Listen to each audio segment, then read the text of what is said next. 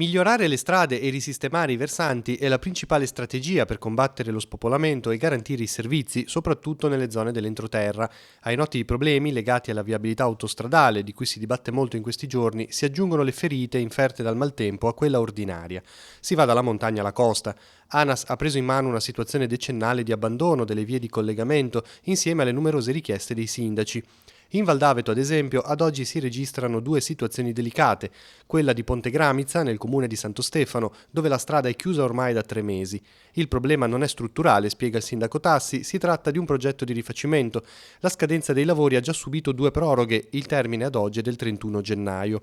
Le frazioni del posto devono prolungare di molto il percorso per giungere in paese. Tassi chiede poi ad ANAS anche un intervento di messa in sicurezza dei pedoni che dal villaggio alpino si mettono in cammino verso Santo Stefano, ad esempio con la realizzazione di un marciapiede.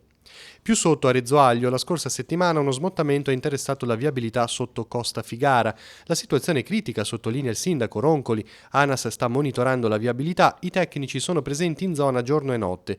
Chiudere la strada sarebbe un grosso disagio, dice Roncoli, perché si taglierebbe la Val d'Aveto in due. ANAS prosegue, è al lavoro per progettare un intervento di ripristino. Scendendo più a valle, il desiderio di una viabilità funzionale coinvolge i sindaci della statale 523. Il sindaco di Maisana, Figaro, chiede di completare il collegamento tra Casarza Ligure e la zona di Battilana per valorizzare la statale, ma rispolvera anche l'ipotesi di un casello autostradale a Battilana per bypassare le gallerie sulla costa e permettere di raggiungere più agevolmente Moneglia ed Eiva, risolvendo problemi di frane, chiusure e quant'altro. L'idea andrebbe ripensata, conclude Figaro.